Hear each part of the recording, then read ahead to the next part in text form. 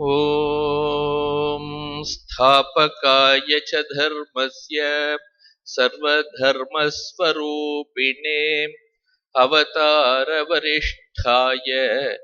रामकृष्णाय ते नमः। यथाग्नेर्दाहिका शक्ति रामकृष्णे स्थिता हि यां सर्वविद्यास्वरूपां तां शारदां प्रणमाम्यहम्। नमः श्रीयतिराजाय विवेकानन्दसूरये सच्चित्सुखस्वरूपाय स्वामिने तापहारिणे शिवनामनि भावितेऽन्तरङ्गे महति ज्योतिषि मानिनि मयार्धे दुरितान्यपयान्ति सुदूरदूरे मुहुरायान्ति महान्ति मङ्गलानि स्मृते सकलकल्याणभाजनं यत्र जायते पुरुषस्तमजं नित्यं व्रजामि शरणं हरिम्। श्रुतिस्मृतिपुराणानाम् आलयं करुणालयं नमामि भगवत्पादं शङ्करं लोकशङ्करम्। शङ्करं शङ्कराचार्यं केशवं बादरायणं सूत्रभाष्यकृतौ वन्दे भगवन्तौ पुनः पुनः। ईश्वरो गुरुरात्मेति मूर्तिभेदविभागिने व्योमवद्व्याप्तदेहाय दक्षिणामूर्तये नमः। मौनव्याख्या प्रकटितपरब्रह्मतत्त्वं युवानं वर्षिष्ठान्ते वसदृशिगणैः आवृतं ब्रह्मनिष्ठैः आचार्येन्द्रं करकलितचिन्मुद्रमानन्दमूर्तिं स्वात्मा रामं मुदितवदनं दक्षिणामूर्तिमीडे। ॐ नमो ब्रह्मादिभ्यो ब्रह्मविद्यासम्प्रदायकर्तृभ्यो वंशऋषिभ्यो महद्भ्यो नमो गुरुभ्यः। सर्वोपप्लवरहितः प्रज्ञानघनः प्रत्यगर्थो ब्रह्मैवाहमस्मि। ॐ अधीः भो भगवः अधीः भो भगवः। ॐ सहना भवतु सहनौ भुनक्तु सह वीर्यं करवावहै तेजस्विनावधीतमस्तु मा विद्विषावहै। ॐ शान्ति शान्ति शान्तिः। हरिः ओम्।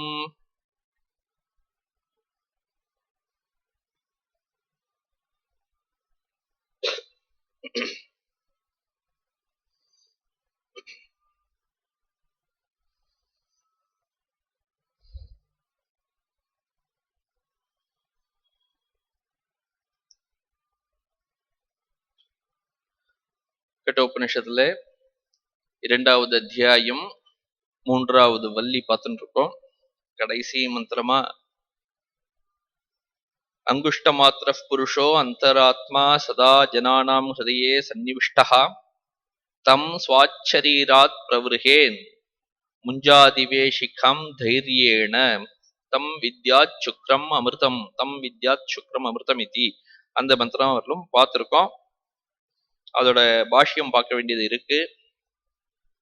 அந்த மந்திரத்துல என்ன சொல்லியிருக்கு அப்படின்னா, இந்த ஆத்மா அப்படின்னு இத்தனை இடத்துல எல்லாம் சொல்லியிருக்கே, அந்த ஆத்மா ஒவ்வொரு சரீரத்திலையும் ஒவ்வொரு மனிதனுக்குள்ளும் அது இதயத்திலே இருந்து கொண்டிருக்கிறது. இதயத்துல இருக்கு அப்படின்னாக்க ஏன் அப்படி சொல்லியிருக்கு அப்படின்னா, அங்க தியானம் பண்ணி அந்த இடத்துல கண்டுபிடிக்க முடியும் அப்படிங்கிறதுனால தத்திர உபலபியமானத்வாத் அப்படின்னு சொல்லியிருக்கு. அந்த இடத்துல பார்த்தா கண்டுபிடிக்க முடியும், அதனால அது அப்படி சொல்லியிருக்கு. அங்குஷ்ட மாத்திரஹா புருஷோ அந்தராத்மா. அங்குஷ்டம் அப்படின்னா கட்டை விரல்னு அர்த்தம். கட்டை விரல் அளவுக்கு உண்டான அந்த அளவுக்கு இருக்கு அந்த ஜீவன் அப்படின்னு. கட்டை விரல்னா அது ஏதோ ஒரு இந்த அளவு பரிமாணம் உடையது, இந்த அளவு உண்டானது, 1 சென்டிமீட்டர் 2 சென்டிமீட்டர் அப்படின்னு சொல்லக்கூடாது. அது உடலை விட சின்னது அப்படிங்கிறத காட்டுறதுக்காக, அது உடலுக்குள்ள இருக்கிறது அப்படின்னு காட்டுவதற்காக, ஒரு சிறியதாக இருக்கிறதுன்னு காட்டுவதற்காக அப்படி சொல்லியிருக்கு. அங்குஷ்ட மாத்திரஹா புருஷா அந்தராத்மா. அது எப்படி எங்க இருக்கு அப்படின்னா, அந்தராத்மா, எல்லாவற்றுக்கும் உள்ளே இருக்கக்கூடிய ஆத்மா அது. அந்தரம் அப்படின்னா உள்ளே இருக்கு அப்படின்னு அர்த்தம். எல்லாவற்றுக்கும் உள்ளே இருக்கக்கூடியது அந்தராத்மா. சதா ஜனானாம் ஹிருதயே சன்னிவிஷ்டா. மனிதர்களுடைய ஹிருதயத்திலே, இதயத்திலே எப்பொழுதும் அது வாசம் செய்து கொண்டிருக்கிறது. சதா சன்னிவிஷ்டா. அப்படி அந்த ஜீவாத்மாவானது, மனிதனுக்கு உள்ளே இருக்கக்கூடிய அந்த ஜீவாத்மா, அதை அந்த சரீரத்தை விட்டு பிரிச்சு எடுக்கணும். இப்ப பார்த்தாக்க சரீரம் நான் தான் ஆத்மா, நான் அப்படின்னு சொல்லும் பொழுது அந்த ஆத்மாவை குறிக்கிறோம். நான் இந்த உடம்பு அப்படின்னு சொல்லும் பொழுது இந்த உடலையும் அந்த ஆத்மாவையும் ஒருமைப்படுத்தி ஐக்கியப்படுத்தி சொல்லி விடுகிறோம். அப்படி அந்த ஒருமைப்படுத்தக்கூடாது, ஐக்கியப்படுத்தக்கூடாது. அது ஆத்மா தனியாக இருக்க வேண்டும், இந்த உடல் அப்படிங்கிறது தனியாக இருக்க வேண்டும். அதுதான் ஞானம்னு பேரு. அப்படி அந்த ஞானத்தை அடைவதற்காக அந்த ஆத்மாவை தனியாக அறிந்து கொள்ள வேண்டும் அப்படிங்கிறது இந்த மந்திரம் சொல்றது. தம் அப்படி உள்ளே இருக்கக்கூடிய அந்த ஆத்மாவை ஸ்வாச்சரீராத், தன்னுடைய சரீரத்திலிருந்து பிரவிருகேன், பிரிச்சு எடுத்து கண்டுபிடித்துக்கொள் அப்படின்னு சொல்றது இந்த மந்திரம். உள்ளே எல்லாவற்றுக்கும் உள்ளே இருக்கக்கூடிய ஆத்மா இந்த உடலுக்குள்ளும் இருக்கிறது. அந்த உடலுக்குள்ளே இருக்கக்கூடிய இந்த ஆத்மாவை தனியாக எடுத்து அறிந்து கொள்ள வேண்டும். இதுதான் இந்த கட்டோபனிஷத்துல இருக்கக்கூடிய மொத்த தாத்பரியமுமே இதுதான். அதனாலதான் இந்த மந்திரத்துக்கு அவதாரிக்கையா சொல்லும் பொழுது இதானீம் சர்வ வல்யர்த்தோபசம்ஹாரார்த்தம் ஆக அப்படின்னு போட்டிருக்காரு. எல்லா வள்ளிக்கும், இந்த இதுல கட்டோபனிஷத்துல இருக்கக்கூடிய இந்த 6 வள்ளிக்கும் என்ன தாத்பரியம் என்னவோ அதை இந்த ஒரே மந்திரத்துல சொல்றார் அப்படின்னு சொல்லி சங்கரர் இதுக்கு ஒரு முன்னுரை எழுதியிருக்கார். அது என்ன அப்படின்னா, ஜீவாத்மாவை இந்த உடலில் இருந்து பிரித்து அதை பரமாத்மாவாக அறிய வேண்டும் அப்படிங்கிறது தான் தாத்பரியம்.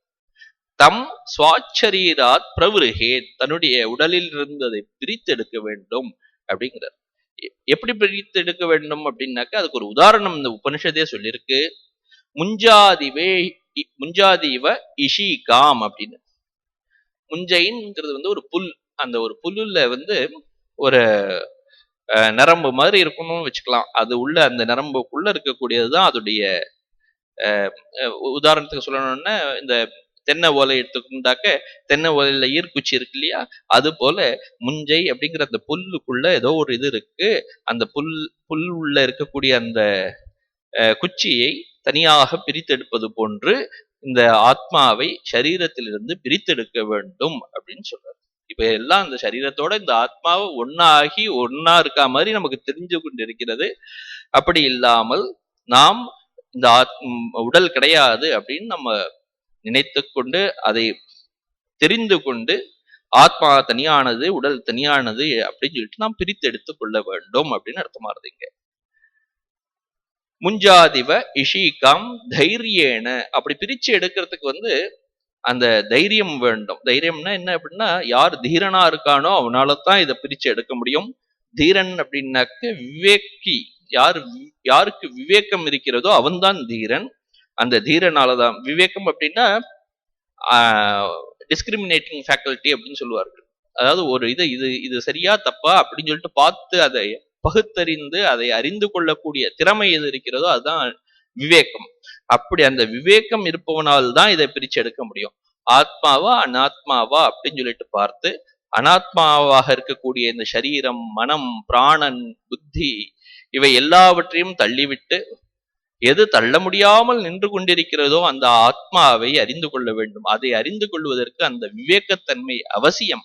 அதனாலதான் இந்த இடத்துல சொல்லியிருக்கு தைரியேன அப்படின்னு.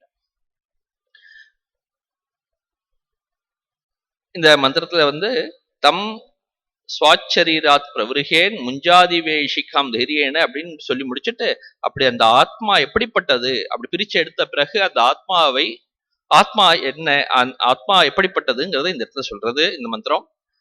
தம் வித்யாத் சுக்ரம் அமிர்தம் அப்படின்னு.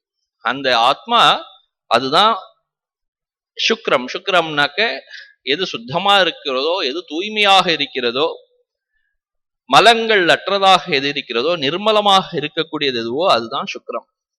அந்த ஆத்மா சுக்ரமானது, நிர்மலமானது அப்படின்னு சொல்லி இந்த மந்திரம் சொல்லி கொடுக்கிறது. தம் வித்யாத் சுக்ரம் அமிர்தம். அமிர்தம் அப்படின்னா மரணத்தன்மை அற்றது. அந்த ஆத்மாதான் அழியாமல் இருக்கக்கூடியது. மற்றவை எல்லாம் இந்த உடலாகப்பட்டது அழியத்தான் அழியும். ஏன்னா உடல் ஒரு இந்த பௌத்திக பிரபஞ்சத்திலே பௌத்திக கட்டுப்பாடுகளுக்கு உட்பட்டு இருக்கக்கூடிய ஒரு பொருள். அது எப்படி இந்த ஒரு பொருள் மற்ற பொருள்கள்லாம் அதற்குன்னு ஒரு தோற்றம் இருக்கிறதோ, நிலை இருக்கிறதோ, அழிவு இருக்கிறதோ, அதே போன்று இந்த உடலுக்கும் தோன்றும், இருக்கும், அழியும், எல்லாமே இருக்கும். ஆனா இந்த ஆத்மா எப்பொழுதுமே இருக்கக்கூடியது, சனாதனமாக இருக்கக்கூடியது. அதுக்கு பிறப்பும் கிடையாது, இறப்பும் கிடையாது. பிறப்பு இருந்தாதான் அதுக்கு இறப்பும் இருக்க முடியும். பிறப்பே இல்லைன்னா அதுக்கு இறப்பும் இருக்கவே முடியாது. அதனால அது அமிர்தம், மரணத்தன்மை அற்றதாக இருக்கக்கூடியது. இது மட்டும்தான். அந்த ஆத்மாவை இப்படியாக தெரிந்து கொள்ள வேண்டும், புரிந்து கொள்ள வேண்டும் அப்படின்னு சொல்றது இந்த மந்திரம். தம் வித்யாத் சுக்ரம் அமிர்தம், தம் வித்யாத் சுக்ரம் அமிர்தம் இதி அப்படின்னு 2 தடவை சொல்றது. 2 தடவை எதுக்காக சொல்றது அப்படின்னாக்கா, உபனிஷத் முடிந்தது அப்படிங்கிறத காட்டுறதுக்காக அப்படி சொல்றது. எல்லா இடத்துலயும் உபனிஷத்து எல்லா மந்திரங்களும் முடியும் பொழுது கடைசியில 2 தடவை சொல்லுவார்கள். அது போலயே இந்த இடத்துல சொல்றது தம் வித்யா சுக்ரம் அமிர்தம், தம் வித்யா சுக்ரம் அமிர்தம் இதி அப்படின்னு. பாஷ்யம் பார்க்கலாம் இப்போ. அங்குஷ்ட மாத்திரா புருஷா அந்தராத்மா சதா ஜனானாம் சம்பந்தினி ஹிருதயே சன்னிவிஷ்டா. அந்த சிறியதாக கட்டைவர்களுக்கு அளவு உடையதாக இருக்கக்கூடிய அந்த ஆத்மா மனிதர்களுடைய இதயத்திலே எப்பொழுதும் இருந்து கொண்டே இருக்கிறது. முன்னாடியே இதை அங்குஷ்ட மாத்திர புருஷா, இது முன்னாடியே கூட நம்ம பார்த்திருக்கோம். அப்படி அதனால யதா வியாக்கியாத்தக முன்னமே சொன்னது போலயே இப்பவும் அந்த மந்திரத்தை திருப்பி சொன்ன மாதிரி இருக்கு. அப்படிப்பட்ட ஆத்மாவை தம், அந்த ஆத்மாவை ஸ்வாத் தன்னுடைய, ஆத்மீயாத் தன்னுடைய உடலில் இருந்து, ஷரீராத் தன்னுடைய உடலில் இருந்து, பிரவருகேத், பிரவருகேத்ன பிரித்தெடுத்துக் கொள்ளுங்கள் அப்படிங்கிறார். உத்யச்சேத் நிஷ்கர்ஷேத் அப்படின்னு சொல்றாரு. நிஷ்கர்ஷேத் அப்படின்னா பிருத்தக் குறியாத். பிருத்தக்னா தனியாக எடுத்தல், தனியாக எடுக்கிறதுக்கு பேர் பிருத்தக்னு பேர். பிருத்தக் தனியாக எடுக்க வேண்டும். இந்த ஆத்மாவை தனியாக உடலில் இருந்து பிரித்து எடுத்து அறிந்து கொள்ள வேண்டும் அப்படின்னு சொல்றாரு. அதுக்கு என்ன உதாரணம் என்ன சொல்லியிருக்கு அப்படிங்கிறது இந்த இடத்துல சொல்றாரு. கிம்மிவ அப்படின்னு ஒரு கேள்வி கேட்டு அதுக்கு உச்சியத்தே அப்படிங்கிறார். எப்படியாக இதை எடுக்க வேண்டும் அப்படின்னாக்க, முஞ்சாதிவ இஷிகாம். இப்போ அந்த முஞ்சை புல்லுக்குள்ளே அந்தஸ்தாம், அந்த புல்லுக்கு உள்ளே இருக்கக்கூடிய அந்த குச்சியை எப்படி உருவி எடுக்கிறோமோ அது போன்று அப்படின்னு சொல்றாரு.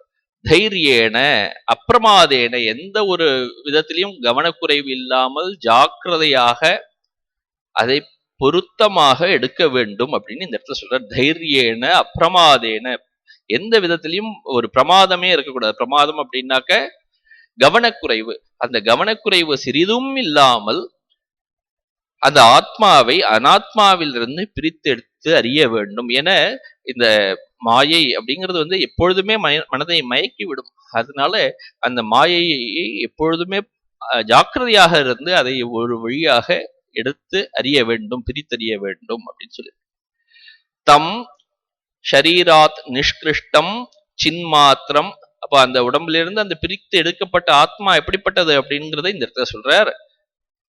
அந்த ஆத்மா சின்மாத்திரம், சச்சிதானந்தம்னு சொல்றோம் இல்லையா, அந்த சித், அந்த உணர்வு தன்மையோட, உணர்வாக எது இருக்கிறதோ அதுதான் சின் மாத்திரம். அதை தவிர வேற எதுவுமே இல்லை. உணர்வாக இருக்கக்கூடியது, சத்தாக இருக்கக்கூடியது எதுவோ, சித்தாக இருக்கக்கூடியது எதுவோ, ஆனந்தமாக இருக்கக்கூடியது எதுவோ அதுதான் அந்த ஆத்மா. அந்த ஆத்மாவை வித்யாத் விஜானியாத், அதை அறிந்து கொள்ள வேண்டும். எப்படி அறிந்து கொள்ள வேண்டும் அப்படின்னாக்க, சுக்ரம் அமிர்தம் யதோக்தம் பிரம்மேதி, அதுதான் சுத்தமானது, அதுதான் மரணமற்றது, அதுதான் பிரம்மம் அப்படின்னு அறிந்து கொள்ள வேண்டுமா. திர்வச்சனம் உபனிஷத் பரிசமாப்தியர்த்தம் இதி சப்தஷ்ச. இந்த இடத்துல எதுக்காக தம் வித்யா சுக்ரம் அமிர்தம், தம் வித்யா சுக்ரம் அமிர்தம் அப்படின்னு சொல்லிட்டு 2 தடவை சொல்லியிருக்கு அப்படின்னா, இந்த உபனிஷத் முடிந்து விட்டது அப்படிங்கிறதை காட்டுவதற்காக இரண்டு தடவை விர்வச்சனம் அப்படின்னு போட்டிருக்காரு. 2 தடவை சொல்லப்பட்டிருக்கிறது. எதுக்குன்னா இந்த உபனிஷத் சமாப்தியர்த்தகா அப்படின்னு சொல்லிட்டு போட்டிருக்காரு. இந்த மந்திரம் நம்ம ராமகிருஷ்ண பரமஹம்சருடைய சீடர்கள்ல ஒருவர் சுவாமி அத்புதானந்தர். அத்புதானந்தர் அவருடைய வாழ்க்கையில பார்த்தாக்கா அவர் எதுவுமே படித்ததே கிடையாது. நம்ம எதெல்லாம் சொல்றோமோ படிப்பு அப்படின்னு சொல்லிட்டு அது போன்று ஸ்கூலுக்கு போயோ பள்ளிக்கூடத்துக்கு சென்றோ எதையுமே படித்ததே கிடையாது. அவருக்கு சாதாரணமாக பேச்சும் வராது. அவருக்கு குருமராஜ் ஸ்ரீ ராமகிருஷ்ணர் 2வது 3வது வரலும் படித்திருக்கிறார். அந்த அத்புதானந்தருக்கு இவர் ராமகிருஷ்ணர் எழுத்துக்களை சொல்லிக் கொடுப்பார். இவரே 2வது வகுப்புல தான் படிச்சிருக்கார். இவர் அந்த அத்புதானந்தருக்கு சொல்லிக் கொடுக்கிறாருன்னா அத்புதானந்தருடைய நிலைமை பார்க்கலாம். நம்ம அந்த இடத்துல அவர் சொல்லிக் கொடுக்கும் பொழுது ஆ இ அப்படின்னு சொல்லிட்டு அந்த எழுத்துக்களை எல்லாம் சொல்லிக் கொடுத்துட்டு வர்றார். அதை உச்சரிப்பதற்கு கூட அத்புதானந்தருக்கு முடியவில்லை. அது சரியாக அப்படின்னா ஆன்னு சொல்ல தெரியாது, ஓ அப்படிம்பார். அப்படி இருக்கிறதுனால பல முறை சொல்லி கொடுத்தோம் அவருக்கு வரலை. அப்படிங்கிறதுனால ராமகிருஷ்ணரே சொல்லிடுவார், உனக்கு இந்த பிறவியில உனக்கு கல்வியே வராது, போயிட்டு வா அப்படின்னு. அந்த அளவுக்கு துளி கூட ஒரு எழுத்து கல்வியே அறிவே இல்லாமல் இருந்த ஒரு குருமராஜின் சீடர்களில் ஒருவர் அத்புதானந்தர். அவர் ஒரு முறை ஒரு பிரசங்கத்திலே இருக்கும் பொழுது இந்த மந்திரத்தை தான் யாரோ சொல்லி அதை விவரிக்கிறார்கள். தம் வித்யாத் தம் சுவாச்சரீராத் பிரவருகேன் முஞ்சாதிவே இஷிகாம் தைரியேன அப்படிங்கிற இந்த மந்திரத்தை சொல்லி அதுக்கு விளக்கம் சொல்லி கொண்டிருக்கும் பொழுது இந்த விளக்கம் எல்லாமே சமஸ்கிருதத்துக்கு தான் போயிட்டு இருக்கு. அதை கேட்டுக்கொண்டிருந்தவர் உடனே எழுந்து இந்த பண்டிதர் சரியாக சொல்லுகிறார், இந்த பண்டிதர் சரியாக சொல்லுகிறார் அப்படின்னு சொல்லிட்டு ரொம்ப சந்தோஷத்திலே ஆரவாரம் செய்தார். இது ஏன் இங்க சொல்றேன் அப்படின்னா, அவருக்கு எந்த ஒரு எழுத்து கல்வியும் இல்லாத அவருக்கு இந்த மந்திரத்துடைய பொருள் புரியறது. ஏன் எப்படி புரியறதுன்னா அவருடைய அனுபவத்தினால புரியறது. அதனால இந்த உபனிஷத்தோட அர்த்தங்களை புரிந்து கொள்வதற்கோ உபனிஷத் தத்துவத்தை நாம் அனுபவிப்பதற்கோ எழுத்து கல்வியோ இதுவோ தேவையே இல்லை. ஆனால் நமக்கு அத்தியாத்ம கல்விதான் வேண்டும். மனதினை ஒருமுகப்படுத்தி மனதினை இறைவனிடம் லயிக்க செய்கின்ற அளவுக்கு நமக்கு இந்த உபனிஷதங்கள் எல்லாம் புரியும் அப்படின்னு சொல்வதற்காக நான் அதை சொல்றேன். ஆக அப்படி எந்த ஒரு எழுத்து கல்வியும் இல்லாத அவருக்கு இந்த மந்திரத்தின் அர்த்தம் நன்றாக புரிந்தது. இதுக்கப்புறம் கடைசியா ஒரு மந்திரம் இருக்கு. இதுவரையிலும் முதல்ல நச்சிகேதன் யமனிடம் சென்று 3 வரங்களை வாங்கி கொண்டு வந்தான் இல்லையா. யமன்கிட்ட போறதுக்கு முன்னாடி எதுக்காக யமன்கிட்ட போனோம் அப்படின்னா, அவங்க தந்தையார் ஒரு யாகம் செய்திருந்தார். அந்த யாகத்திலே சில பசுக்களை, வயதான பசுக்களை தானமாக கொடுத்தார். அதை பார்த்து மனம் பொறுக்காமல் நச்சிகேதன் தன் தந்தையிடம் கேட்கிறான், என்னை யாருக்கு தானமாக கொடுக்க போகிறீர்கள் அப்படின்னு சொல்லிட்டு. 2 முறை கேட்கிறான், 3 முறை கேட்கிறான். அப்புறம் அவருக்கு கோபம் யமனுக்கு கொடுக்கிறேன் உன்னை அப்படின்னு சொல்லி அப்படியாக கதை ஆரம்பித்தது. இப்போ அந்த கதை முடிந்த போது யமனிடம் சென்ற பிறகு யமனிடம் நச்சிகேதன் கேட்கிறான் 3 வரங்கள். அந்த 3 வரங்களை கொடுத்து முடித்து 3 வரங்களுடைய முதல் வரமாக அப்பா நன்றாக இருக்க வேண்டும் அப்படின்னு சொல்லிட்டு ஒரு வரம் நன்றாக முடிந்தது. 2வதாக சொர்க்கத்திற்கு செல்லக்கூடிய யாகத்தை பற்றி கேட்கிறான். அதையும் யமன் எந்த தடங்களும் சொல்லாமல் உடனே சொல்லி கொடுத்து விட்டான். 3வதாக இருந்தது இந்த ஆத்ம வித்யை பற்றிய ஒரு கேள்வி. அந்த ஆத்ம வித்யை அடைவதற்கு தகுதியானவனா இல்லையா அப்படிங்கிறதுக்காக பல விதமாக பரீட்சைகள் வைத்து நச்சிகேதன் அந்த பரீட்சைகள் எல்லாம் தேர்ச்சி பெற்றான் அப்படிங்கிறதையும் காமிச்சு அதுக்கப்புறம் தான் இந்த ஆத்ம வித்யை சொல்லி முடிச்சு இந்த போன மந்திரத்தோட சொல்லி முடித்திருக்கான். இப்போ அந்த 3 வரங்கள் முடிந்த பிறகு அந்த கதையை இப்ப இந்த இடத்துல முடிக்கிறார். இந்த கதையை முடிக்கிறதுக்காக இந்த கடைசி மந்திரம் இருக்கு.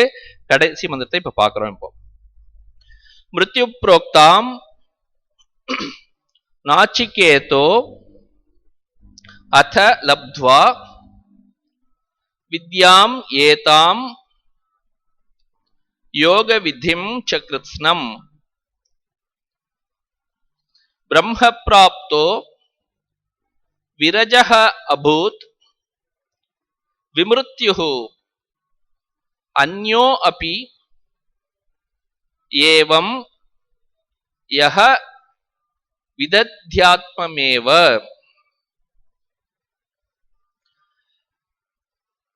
வித்யாஸ்துத்யர்த்தஹ அயம் ஆக்யாயிகார்த்தோபசம்ஹாரோ அதுனா உச்யதே அப்படின்னு சொல்லிட்டு இதுக்கு ஒரு அவதாரிக்கை வைக்கிறார் சங்கரர்.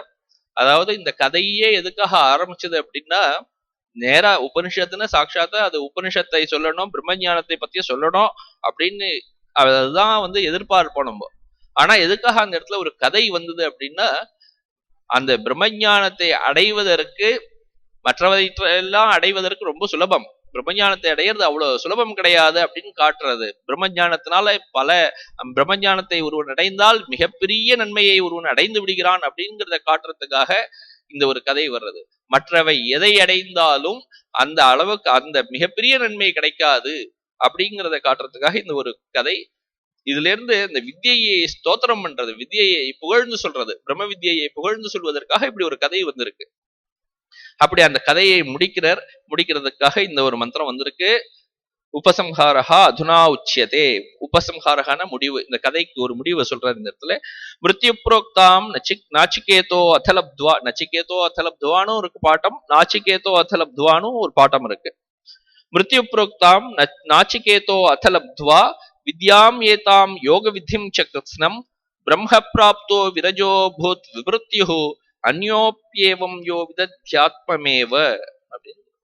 இந்த மிருத்யுவால் சொல்லப்பட்ட அந்த யமனால் சொல்லப்பட்ட இந்த வித்யை நச்சிகேதன் அடைந்து, அந்த பிரம்ம வித்யை அடையிறது அது மட்டும் இல்லை, அந்த பிரம்ம வித்யை அடைவதற்கு என்னென்னலாம் சாதனம் இருக்கிறதோ அந்த சாதனத்தையும் சேர்த்து சொல்லியிருக்காரு இந்த யமன். அதையும் அந்த சாதனங்கள் யோக விதி, யோகம் பண்ண வேண்டும் அப்படின்னு சொல்லியிருந்தார். தாம் யோகமிதி மன்யந்தே ஸ்திராம் இந்திரியதாரணாம் அப்படின்னு சொல்லிட்டு அந்த இடத்துல யோகத்தெல்லாம் சொல்லியிருக்கார். அப்படி அந்த யோகத்தையும் அடைந்து, அதனால அதன் வழியாக யோகத்தின் வழியாக அந்த பிரம்மஞானத்தையும் அடைந்து, அப்புறம் என்னாச்சு அந்த நச்சிகேதனுக்கு அப்படின்னா பிரம்ம பிராப்தஹா அப்படிங்கிறார். பிரம்மமாகவே ஆகிவிடுகிறான், பிரம்மத்தை அடைந்து பிரம்மமாகவே ஆகிவிடுகிறான்.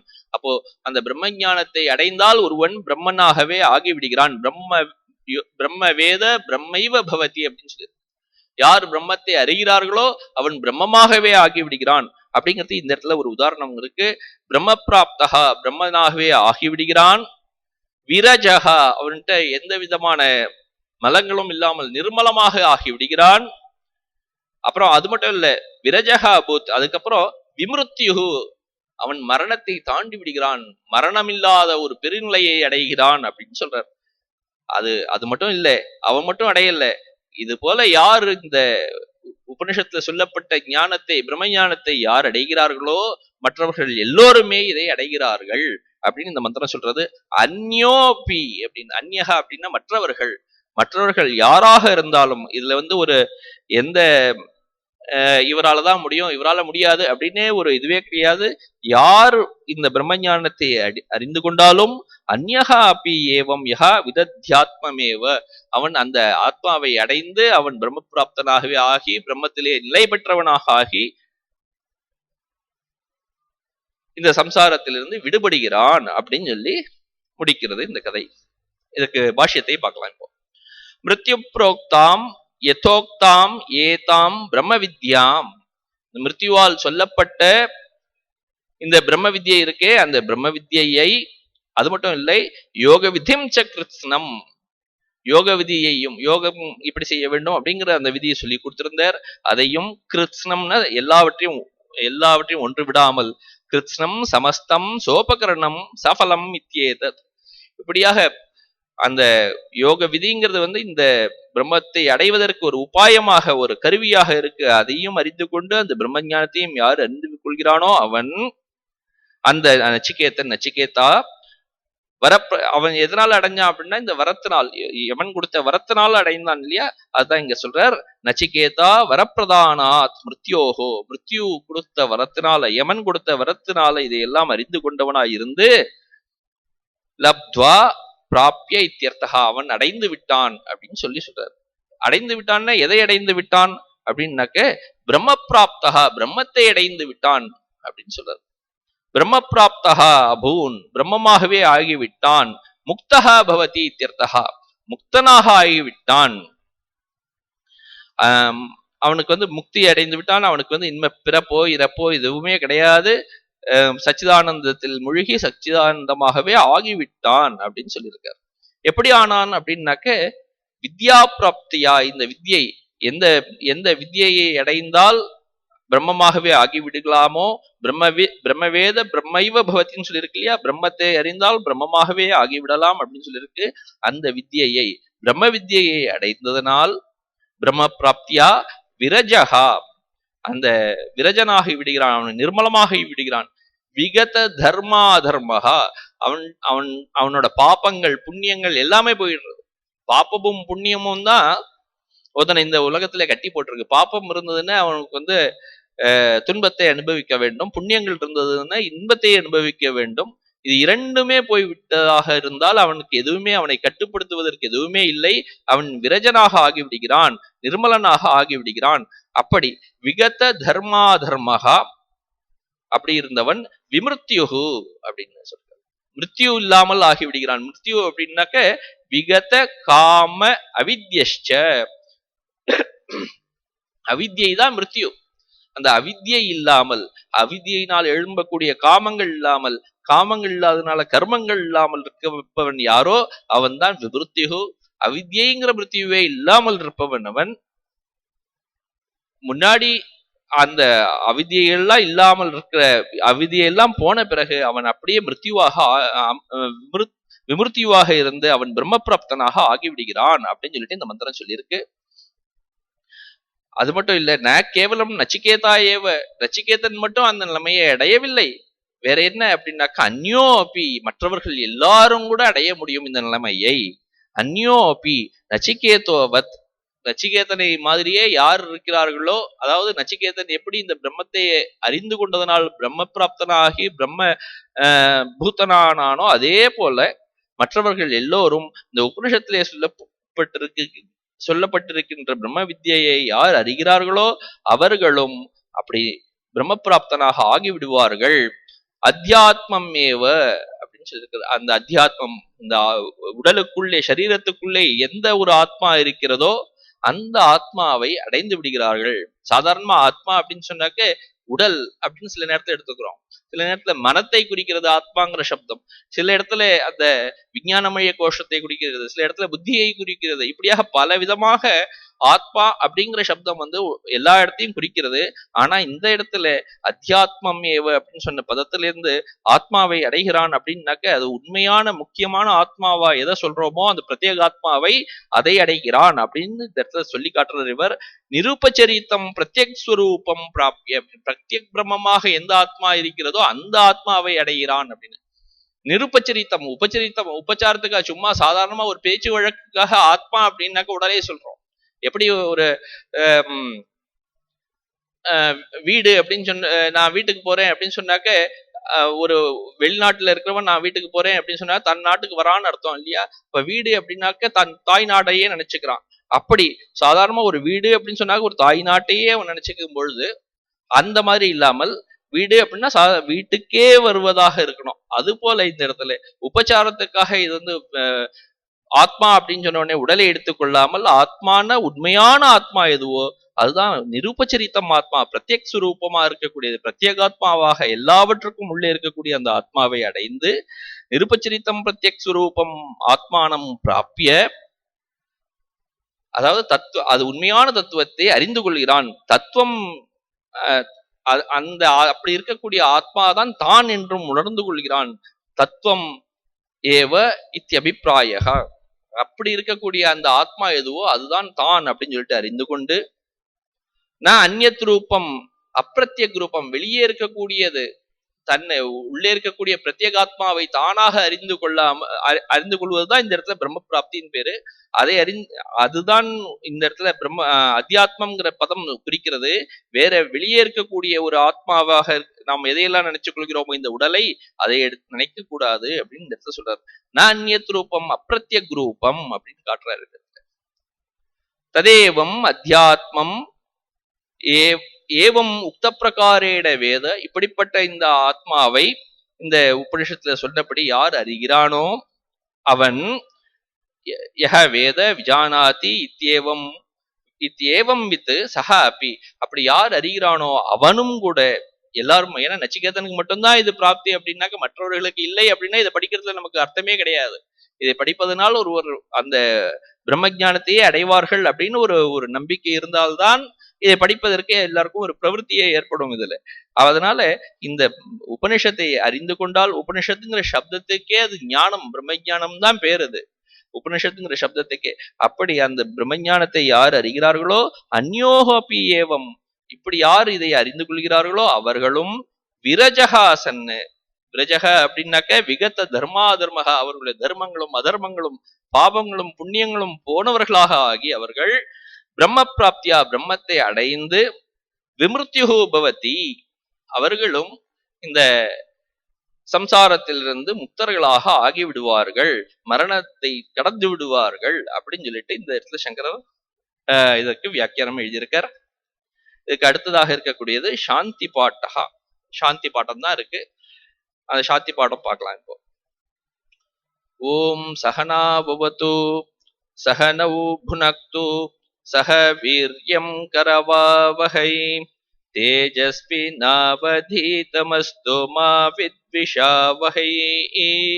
ஓம் சாந்தி சாந்தி சாந்தி. ஹரி ஓம். இந்த இது உபனிஷத்துக்கு தைத்திரிய உபனிஷத்துல, தைத்திரிய சாக்கையில வரக்கூடியது இந்த கட்டோபனிஷத். தைத்திரிய சாக்கையில வரக்கூடிய உபனிஷத் எல்லாத்துக்குமே கட்டசாக்கையில வர்றது தைத்திரிய சம்ஹிதால இருக்கு.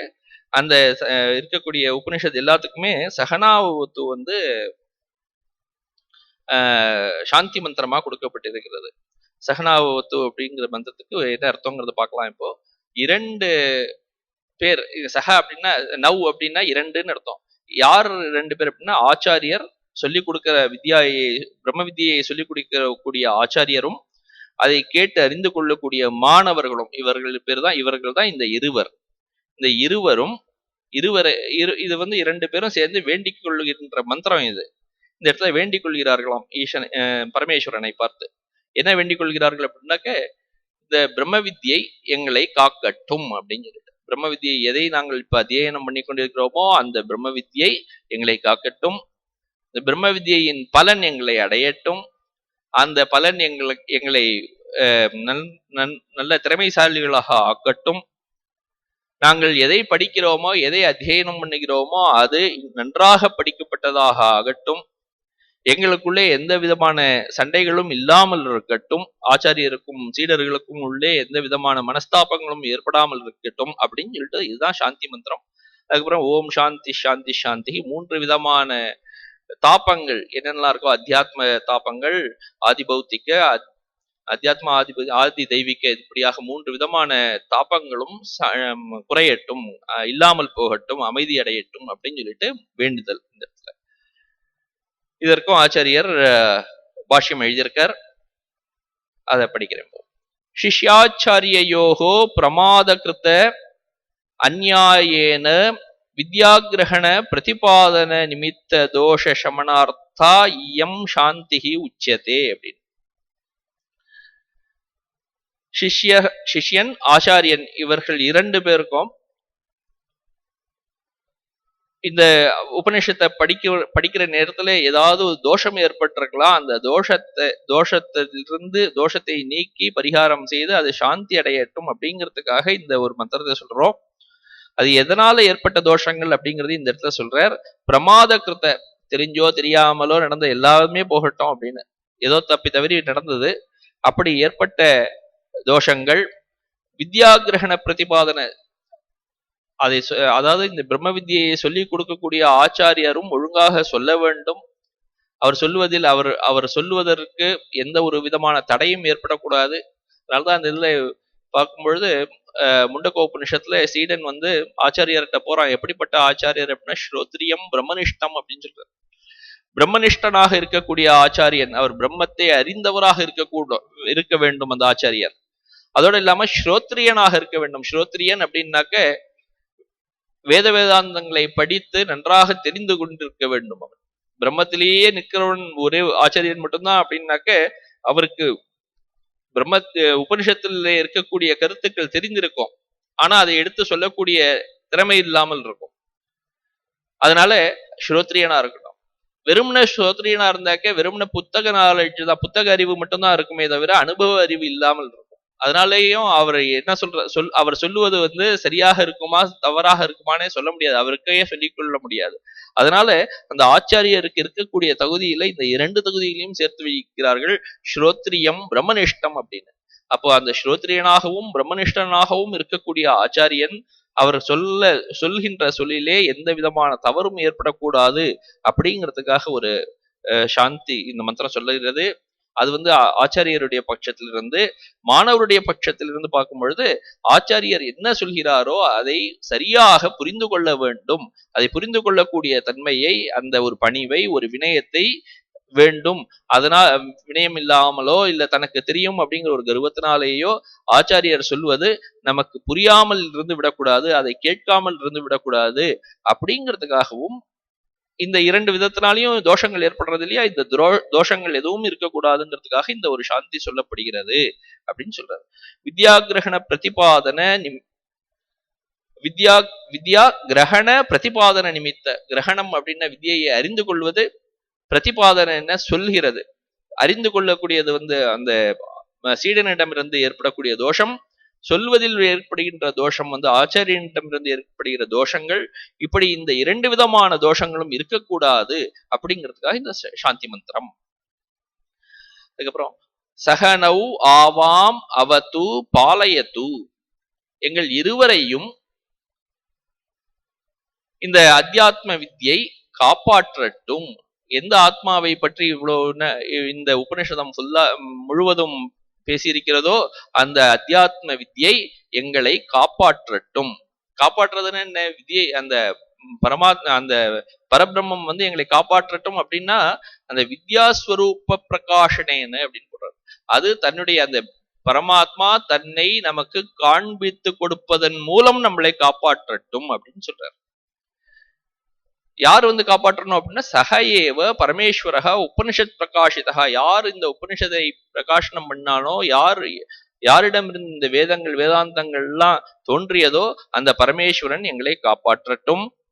கிஞ்ச மேலும் சகனௌ புனக்து அப்படின்னா என்ன அர்த்தம் அப்படின்னா, அந்த வித்யையை பிரம்ம வித்யையை அறிந்து கொண்டால் எந்த பலன் கிடைக்கிறதோ அந்த பலன் நமக்கு எங்கள் இருவருக்கும் கிடைக்கட்டும், ஒன்றாக கிடைக்கட்டும். பலப்பிரகாஷனேன அப்படின்னு சொல்றாரு. அந்த வித்யையை அறிந்து கொண்டால் என்ன பலன் அப்படின்னா அந்த சம்சார நிவர்த்தி, சம்சார நிவர்த்திங்கிற பலன் எங்களுக்கு அடையட்டும், எங்களை அடையட்டும், நாங்கள் இருவரும் மோட்சத்தை அடைவோமாக அப்படின்னு சொல்லிட்டு இந்த இடத்த சொல்றாரு. சகைவ ஆவாம் வித்யாகிருதம் வீரியம் சாமர்த்தியம் கரவாவகை நிஷ்பாதையாவகை. எங்கள் இருவரையும் இந்த வித்யினால் ஏற்படக்கூடிய ஒரு திறமை இருக்கிறதே சாமர்த்தியம், சாமர்த்தியசாலிகளாக ஆக்குங்கள், நாங்கள் ஆக்கப்படுபவர்களாக இருக்கட்டும் அப்படின்னு சொல்றாரு. அந்த வித்யை அடைந்து கொண்டால் அதுக்கப்புறம் வந்து எந்த விதமான மனதிலே எந்த ஒரு கிளேசங்களும் இருக்காது. அப்படி கிளேசங்கள் எந்த ஒரு விதமான மனக்லேசங்களும் இல்லாமல் நாங்கள் அப்படி ஒரு நல்ல நிலைமையை அடைவோமாக அப்படின்னு ஒரு பிரார்த்தனை. கிஞ்ச மேலும் தேஜஸ்வினோகோ ஆவையோகோ எத் அதீதம் தத் ஸ்வதீதமஸ்து. இந்த உபனிஷதனை படிப்பவர்கள் அத்தியாத்ம வித்யை படிப்பவர்கள். அதனால வெளியே இருக்கக்கூடிய பொருள்களினால் அவர்களுடைய மனம் அங்கு இங்கு சிதறாமல் ஒருமுகப்பட்ட மனமாக எப்பொழுதும் வீரியமுடைய மனமாக இருக்கக்கூடியது. அதனால இந்த இடத்துல இந்த தேஜஸ்வினவ் அப்படின்னு சொல்லி, அதாவது இந்த ஆச்சாரியரும் மாணவனும் அப்படி திறமைசாலிகளாம், அப்படி திறமைசாலிகளாக இருக்கக்கூடிய இந்த ஆச்சாரியனும் மாணவனும் எதை படித்தார்களோ அந்த படிப்பு நன்றாக படிக்கப்பட்டதாக ஆகட்டும். சாதாரணமா ஏதோ நுனிப்புல் மேய்வது போல் படிக்காமல் அதை படிப்பது அது அதனால் ஏற்படக்கூடிய அனுபவத்தையும் அறிவையும் நான் எங்களுக்கு கொடுக்கட்டும் அப்படின்னு பொருள். இந்த இடத்துல நன்றாக படிக்கப்பட்டதாக ஆகட்டும். எத் அதீதம் தத் ஸ்வதீதம் அஸ்து அப்படின்னு. அதுவா இதையே வேற விதமா அந்த பதங்களை பிரிச்சு சொன்னா வேற விதமாவும் அர்த்தம் சொல்லலாம். அந்த தேஜஸ்வினாவ் அப்படிங்கறத வந்து வேற விதமா பிரிக்கிறார் இந்த இடத்துல. தேஜஸ்வினாவதீதமஸ்து அப்படிங்கறது வந்து வேற விதமா எப்படி எடுக்கிறார் அப்படின்னா, தேஜஸ்வி நவ் ஆவாபியாம் எத் அதீதம் தத் அதீவ தேஜஸ்வி வீரியவத் அஸ்து இத்தியர்த்தகா. அதாவது எந்த ஒரு உபனிஷத்தை படித்தோமோ அது மிகவும் வீரியமானது அந்த உபனிஷத். ஏன்னா அது வந்து சம்சாரம் அப்படிங்கிற ஒரு மகா கோரமா இருக்கக்கூடிய இந்த பெரிய சாகரத்தை, சம்சார சாகரத்தையே அழித்து ஒருவனை அக்கறைக்கு அழைத்து செல்லக்கூடிய ஒரு சக்தி படைத்தது அது. அதனால அப்படிப்பட்ட அந்த பிரம்ம வித்யை படிப்பவர்களாகிய எங்களுக்கு மிகவும் வீரியமாக இருக்கட்டும், எங்களை அழைத்து செல்லக்கூடிய ஒரு கப்பல் போன்று இருக்கட்டும் அப்படின்னு சொல்லிட்டு அந்த இடத்துல ஒரு பிரார்த்தனை. அதுக்கப்புறமா இருக்கக்கூடிய பிரார்த்தனை மாவித் விஷாவகை, எங்கள் இருவருக்குள்ளும் எந்த விதமான சந்தேகமும் சண்டையும் ஏற்பட வேண்டாம் அப்படின்னு சொல்லிட்டு. ஆசிரியருக்கும் மாணவர்களுக்கும் இப்பெல்லாம் நிறைய பார்க்கும்போது ஆசிரியர்களுக்கும் மாணவர்களுக்கும் சண்டை ஏற்படுறது இல்லையா? அந்த காலத்திலேயே இருந்திருக்கு இதே போல சண்டை. அதனாலதான் இந்த இடத்துல ஒரு பிரார்த்தனையே வந்திருக்கு. சிஷ்யாச்சாரியவு அந்யோன்யம் பிரமாதகிருத்த அந்நியாய அத்தியன அத்தியாபன தோஷ நிமித்தம் துவேஷம் மாகரவா வகை.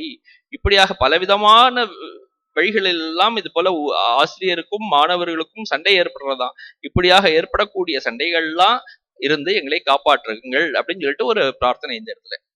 சாந்தி சாந்தி சாந்திஹி அப்படின்னு 3 தடவை சாந்தி சொல்றது. திருவச்சனம் 3 முறை சொல்லப்படுகிறது. எதுக்கு அப்படின்னா சர்வதோஷ உபசமனார்த்தம், எல்லா விதமான தோஷங்களும் அழியட்டும் அப்படிங்கிறதுக்காக சொல்லப்பட்டது. அதுக்கப்புறம் கடைசியில ஓம் இதி அப்படின்னு சொல்லிட்டு சொல்லி முடிக்கிறார். ஓம் அப்படிங்கிறது வந்து ஒரு மங்களகரமா முடிக்கணும் அப்படிங்கிறதுக்காக ஓம்னு சொல்லி முடிக்கிறார். இதி அப்படின்னு சொல்றது வந்து உபனிஷத்துக்கு பாஷ்யம் முடிஞ்சது அப்படிங்கிறதுக்காக இதி சப்தம். இந்த இடத்துல எதுக்காக ஒரு சின்ன கதையும் சொல்றேன். ஆச்சாரியருக்கும் மாணவருக்கும் ஒரு சண்டை அப்படின்னு சொன்னோம் இல்லையா? தைத்திரிய உபனிஷத் தைத்திரியம் அப்படிங்கிறது பேர் வந்து எப்படி வந்தது அப்படின்னாக்க, தித்திரின்னு ஒரு பறவை இருந்துதான். பறவைகள், தித்திரிங்கிறது பறவையோட பேரு. பறவையோட பேரை வச்சு அது வந்து தைத்திரியோபனிஷத் அப்படின்னு சொல்லிட்டு வந்தது. எப்படின்னா வியாசாச்சாரியர், அவர் வந்து வியாசர்னு எப்படி பேர் வந்ததுன்னா வேதங்களை வகுத்தவர் வியாசர். வகுத்ததுனால வியாசம் பண்ணார். வியாசம்னா பகுக்கிறதுக்கு பேரு, பிரித்து எடுப்பதற்கு பேர் வியாசம்னு பேரு. வேதங்களை அவர் 4ஆக பிரித்தார். ரிக்வேதம், யஜுர்வேதம், சாமவேதம், அதர்வ வேதம் அப்படின்னு. அப்படி 4ஆக பிரித்ததுனால அவருக்கு வியாசர் அப்படின்னே பேர் வந்தது. அவர் அப்படி பிரிப்பதற்கு முன்னாடி எல்லோரும் எல்லா வேதங்களையும் கற்றுக்கொண்டிருந்தார்கள். இவர் பிரித்து, ஏன்னா கலியுகம் வருகிறது, கலியுகத்திலே மனிதனுக்கு ஆயுள் போற அது எல்லாவற்றையும் படிக்கணும் அப்படிங்கிறதுக்காக அதனால 4ஆக பிரித்து 4 வேதங்களையும் அதை படித்தாலே போதும் அப்படிங்கிற மாதிரி ஒவ்வொருத்தருக்கு பிரிச்சு கொடுத்திருக்கார். அப்படி இந்த யஜுர்வேதத்தை வைசம்பாயனர் அப்படிங்கிற ஒரு ரிஷிக்கு கொடுத்திருக்கார். இத அவர் தான் வந்து அந்த வைசம்பாயனர் தான் வந்து யஜுர்வேதத்தை எல்லாருக்கும் மக்களுக்கு கொண்டு வந்து கொடுத்திருக்காரு. வைசம்பாயனரோட சீடராக இருந்தவர் யாக்ஞவல்கியர். அந்த யாக்ஞவல்கியரும் அந்த வைசம்பாயனருடைய இருந்து எல்லாவற்றையும் படித்திருக்கார். அப்ப ஏதோ ஒரு காரணத்தினால வைசம்பாயனருக்கும் யாக்ஞவல்கியருக்கும் ஒரு மனஸ்தாபம் ஏற்பட்டு விட்டது. வைசம்பாயனர் குரு சொல்றார் யாக்ஞவல்கியர்கிட்ட, எங்கிட்ட இருந்து கற்றுக்கொண்ட இந்த எல்லா வித்தியையும் வேதங்களையும் கக்கிவிடு அப்படின்னு. அவரும் ஏதோ ஒரு நிஜமாவே இருக்கா மாதிரி அப்படி கக்கி விடுறார். உடனே மற்ற சீடர்களை கூப்பிட்டு, இந்த வேதங்கள்லாம் இப்படி ஒரு வடிவமாக இப்படி வந்திருக்கு, இதையெல்லாம் நீங்கள் எடுத்துக்கொள்ளுங்கள் அப்படின்னு சொல்றார். மற்ற சீடர்கள் எல்லாம் ஒரு பறவை போன்று, அந்த தித்திரி அப்படிங்கிற பறவை போன்று வடிவம் எடுத்துக்கொண்டு அவர் கக்கிய எல்லா வேதங்களையும் அவர்கள் உண்டு விடுகிறார்கள். அதுதான் இந்த தைத்திரிய உபனிஷத், தைத்திரிய சாக்கை, தைத்திரிய சம்ஹிதை அப்படின்னு இருக்கிறது எல்லாமே அதுதான். அதுக்கப்புறம் யாக்ஞவல்கியர் தனியாக தானே சூரிய பகவானை உபாசனை செய்து சூரிய பகவானிடமிருந்து நேராக சாட்சாத்தாக யஜுர்வேதத்தை கற்றுக்கொள்கிறார். அந்த யஜுர்வேதமும் முன்னாடி வைசம்பாயனர் சொல்லிக் கொடுத்ததற்கும் சில மாறுபாடுகள் இருந்தன. அந்த யஜுர்வேதம் சூரியனிடம் இருந்து வந்ததற்கு சுக்ல யஜுர்வேதம்னு பேரு, முன்னாடி வைசம்பாயனரிடம் இருந்து கற்றுக்கொண்டதற்கு கிருஷ்ண யஜுர்வேதம்னு பேரு. இப்படியாக அந்த வைசம்பாயனருக்கும் இந்த யாக்ஞவல்கியருக்கும் ஒரு சண்டை வந்ததுனாலயோ என்னமோ தெரியாது, அந்த தைத்திரிய உபனிஷத்துலயே இருக்கக்கூடிய எல்லா விதமான உபனிஷத்துக்கும் இந்த சகனாவத்து தான் ஒரு சாந்தி மந்திரமாக இருக்கிறது. இப்படியாக நாம் இந்த கட்டோபனிஷத்தை இந்த மந்திரத்துடன் முடிவு செய்கிறோம். இதுக்கப்புறம் 2 வகுப்புகளில் கடோபநிஷத்தின் ஒரு சுருக்கத்தை இதுல என்னென்னலாம் நம்ம படிச்சோம் அப்படிங்கறத வந்து 2 வகுப்புகளை நம்ம பார்க்க போறோம், அடுத்த 2 வகுப்புகளில். அதுக்கப்புறம் அடுத்த மாசத்துல இருந்து வேற ஒரு உபநிஷத்து ஆரம்பமாகும். இதோட இந்த உபநிஷதம் நிறைவு பெறுகிறது. ஓம் சகனா பவது சகனௌ புனக்து சக வீர்யம் கரவாவஹை தேஜஸ்வினாவதீதமஸ்து மா வித்விஷாவஹை. ஓம் சாந்தி ஷாந்தி ஷாந்தி. ஹரி ஓம் தத்சத். ஸ்ரீராமகிருஷ்ணார்ப்பணமஸ்து.